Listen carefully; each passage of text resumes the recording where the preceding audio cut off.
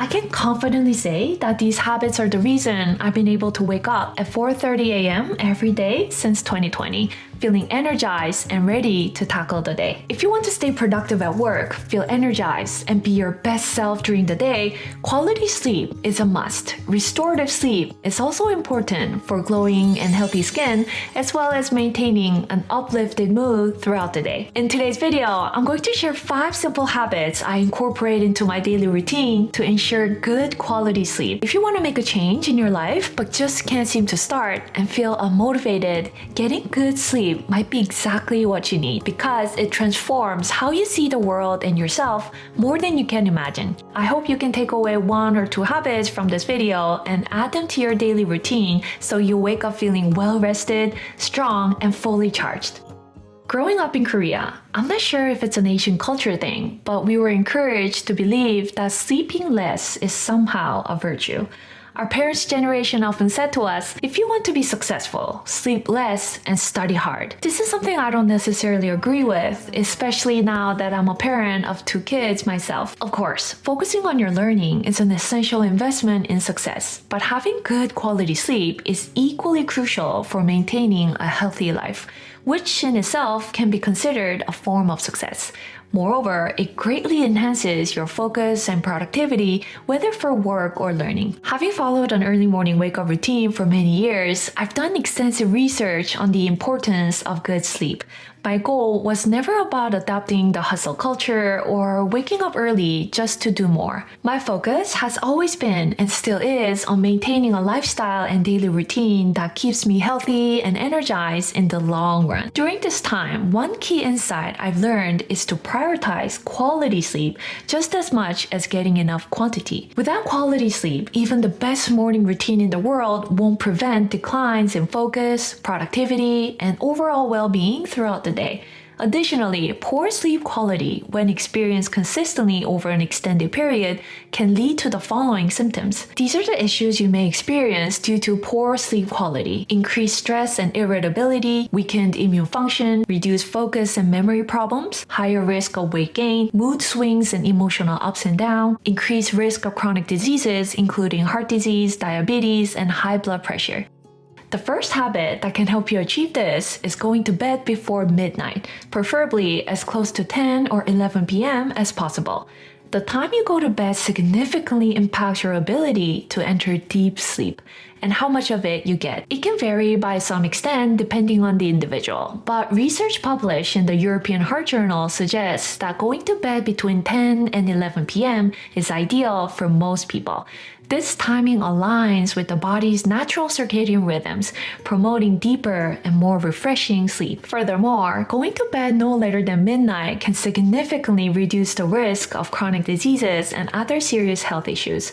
This is because deep sleep primarily occurs in the first half of the night, particularly when you follow a regular sleep routine. As the night progresses, deep sleep becomes less concentrated, while REM sleep increases, both of which are essential for overall health. Did you know that getting the same 8 hours of sleep doesn't provide the same recovery if you binge watch your favorite show, stay up late, and go to bed at 2 a.m., waking up at 10 a.m., compared to going to bed at 10 p.m. and waking up at 6 a.m.? Personally, my sleep routine involves waking up at 4:30 a.m. and going to bed at 9:30 p.m., giving me 7 hours of sleep. I also try to include a 30-minute power nap during the day, bringing my total rest to about 7.5 hours daily. Of course, you don't need to include nap time. It's just what works for me and my current situation. Then you might wonder, how do you figure out how much sleep you actually need? Research suggests that most healthy adults need 7 to 9 hours of sleep, though individual needs can vary. You can experiment to find your ideal sleep duration by observing how you feel when you wake up. If you wake up feeling refreshed and ready to take on the day, you've likely found the right amount for you. However, if you still feel tired and have trouble focusing throughout the day, you might need to increase your sleep hours. If these symptoms persist, even after sleeping more than 9 hours, it's a sign that you should focus on improving the quality of your sleep. Unless a specific underlying illness is causing the issue, you can also experiment to find the bedtime that works best for you and your situation. Try going to bed at 10 p.m., 11 p.m., or midnight, and observe when you wake up feeling the most refreshed and energized. However, I understand that life happens and occasional late nights are inevitable. But if this becomes a long-term habit, it can affect the quality of your deep sleep over time, ultimately impacting your overall quality of life. For those who aren't familiar with the term deep sleep, let me briefly explain the different sleep stages.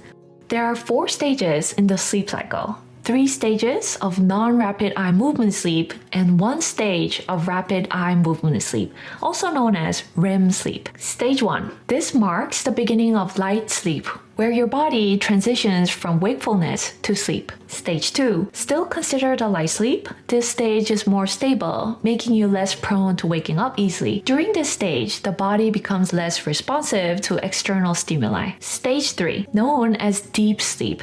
This is the most restorative stage of sleep. Deep sleep is the stage we aim to improve when we talk about sleep quality in this video. During this stage, body tissue growth and repair occur, important hormones are released, the immune system is restored. You should aim for about 13% to 23% of your total sleep time to be in the deep sleep stage. For example, if you sleep 8 hours, this equates to around 1 to just under 2 hours of deep sleep. And then there's REM sleep, also known as dream sleep. During this stage, your brain's activity closely resembles its activity when you're awake. However, your body is temporarily paralyzed during REM sleep, a good thing because it keeps you from acting out your dream. This stage is essential, making it a crucial part of learning and retaining knowledge. If you've already established a consistent sleep routine and are getting enough restorative sleep even after midnight, that's great. Stick with your routine. However, if you're looking to take your sleep quality to the next level, consider trying to get to bed before midnight. Then you might ask, what if I can't fall asleep earlier even if I wanted to? In that case, you could end up wasting time drifting off, which isn't the best way to achieve restful sleep. If you struggle to fall asleep quickly, one way to train your body to associate your bed with sleep is to avoid doing anything else on it. This includes eating, watching TV, and especially using your phone. When it's bedtime, silence your phone, make the room dark, wear comfortable clothes, and stick to a consistent bedtime. As I get close to my bedtime, this is my calming night routine. After washing my face or taking a shower, I do a gentle face massage and a scalp massage with clean hands. Then I do very light stretching using a scarf. After that, I journal, which can also help with sleep. Writing down your emotions and thoughts helps prepare your mind for rest. It calms you down, especially if you're feeling worried or unsettled. Then I go to bed around 9:30 and I usually fall asleep almost right away. My husband says it's my superpower. If you're lying in bed but can't fall asleep, don't force it. Instead, get up and do something calming, like meditation or quietly walking around your room until you naturally feel sleepy. Personally, I usually fall asleep as soon as my head hits the pillow. However, when our eldest son struggles to sleep, my husband suggests that he get out of the bed for a while. Sitting quietly together or having a small conversation often helps him feel sleepy. Once he starts looking drowsy, my husband helps him lie back down, encourages him to feel the comfort of the bed, and reminds him how grateful he can be for having the time to rest. This approach usually works very well. The key is to leave your worries, ideas, and tasks outside the bed. Once you train your brain to associate your bed with sleep, falling asleep will become much easier and feel more natural. I remember taking my kids to the swimming pool when they were younger. I had the most refreshing sleep afterward every time we went there. You've probably experienced the same thing after a long hike in the mountains or a family trip. That's because when your body is physically tired, it needs muscle recovery, which happens during deep sleep and helps improve sleep quality. These days, many people spend long hours sitting in front of a computer, leaving their brain exhausted but barely engaging their muscles. I've realized this isn't the way to improve sleep quality. Lack of physical activity can lead to restless sleep or trouble falling asleep, even if you feel mentally fatigued. Exercising is one of the essential habits, not just for deep quality sleep, but also for maintaining a healthy lifestyle overall. A decent amount of physical activity is necessary to achieve good quality sleep. I especially recommend incorporating some muscle exercise along with the cardio. I've found that this combination sets me up for better sleep at night. But also, keep in mind that intense exercise right before bedtime can make it harder to fall asleep. Everyone has different tolerance levels for caffeine, but it's proven to be one of the biggest hindrances to quality sleep for everyone. Here's how I manage caffeine, food, and water consumption to ensure better sleep. I try to avoid caffeine after lunchtime. Recently, I've been enjoying a Earl Grey latte around 11 a.m. and I avoid any caffeinated drinks after that. My meal routine includes a simple but nutritious breakfast. Here's what my usual breakfast looks like, and my favorite meal of the day, which is lunch, and a light dinner with a healthy homemade smoothie around 6:30 p.m. I also avoid drinking too much water after dinner. I might sip water occasionally, but never gulp it down. While staying hydrated is important for overall health, drinking excessive water close to bedtime increases the chance of waking up for an unwanted bathroom trips during the night, which can disrupt deep sleep.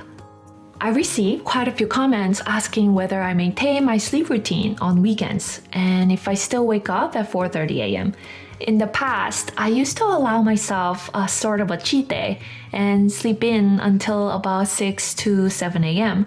But only on Sundays, not Saturdays. But surprisingly, I always felt less refreshed compared to other days when I woke up at 6 or 7. After learning about the importance of maintaining a consistent sleep routine, even on weekends, I switched to keeping the same wake-up time every day, 7 days a week. Since then, my Mondays have become much easier to manage and I feel much more focused. The more you stick to a consistent sleep routine, the better your body can regulate processes like the buildup and clearance of adenosine, a key chemical that influences sleep pressure and helps you stay in sync with your routine. There's another system in our body called the circadian rhythm, also known as the internal body clock. It plays a critical role in signaling when it's time to sleep and wake up. Since light exposure is one of the key factors that influence this internal body clock of ours, when you're exposed to sunlight in the morning, it helps signal your brain to suppress melatonin and supports the natural rise of cortisol, a hormone that makes you feel alert and awake. This sets the stage for better sleep later for two reasons. First, feeling more awake during the day helps you stay active and build up the sleep pressure needed for deep, restorative sleep at night. Second, morning sunlight signals your body to release melatonin about 12 to 14 hours later, helping regulate your sleep-wake cycle and preparing you for a good, restful night. So, try to get enough sunlight exposure in the morning, preferably without sunglasses. But be cautious not to look directly at the sun as it can damage your eyes. Simply taking a walk or jog in the morning can help. I usually jog in the morning when the sun is up.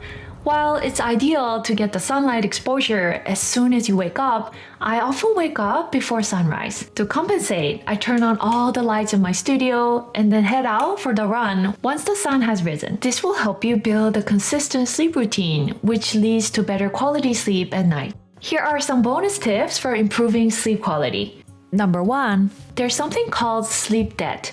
This happens when you consistently sleep less than what your body needs. It's the difference between the amount of sleep you need for optimal functioning and the actual amount of sleep you get. For example, if you had a busy week and accumulated quite a bit of sleep debt, it's better to pay it back by going to bed early on Saturday rather than sleeping in on Sunday. This makes it easier to maintain your routine, helping you feel more energized when you wake up. Plus, you won't feel like you wasted your weekend sleeping in. Number 2. Since I started using this sleep tape, I've noticed an improvement in my sleep quality. Initially, I began using it to address a snore problem for my husband's sanity, which I didn't even realize I had. Surprisingly, it also helped enhance the quality of my sleep. It's something you might consider as an option, but be sure to consult your doctor before using it. Number 3. I also set the room temperature to 20 degrees Celsius for our room and 18 degrees for my kids. However, I've realized that factors like room size and the placement of the bed can influence how the temperature feels. After some trial and error, these temperatures work best for us. Number 4, lastly, try to make the room as dark and quiet as possible to create the ideal sleep environment. These are the 5 habits I've been following for years to achieve quality sleep. But to be honest, I don't always stick to them perfectly. So I suggest incorporating them into your daily routine, but keep in mind that striving for perfection could lead to an unnecessary stress about sleep, which we don't want. Ultimately, an ideal morning routine starts with getting enough hours of good quality sleep that your body needs. A good morning routine helps you feel energized throughout the day, which all ties back to having a good night's sleep. That might mean sacrificing some late night activities or shifting them to the morning if you want to wake up a bit earlier. Speaking of which, for anyone interested in learning more tips on adapting an early wake-up lifestyle, you can watch this video where I explain in detail how I wake up at 4:30 a.m. every day. As always, thank you so much for watching. I'll see you in the next one. Bye!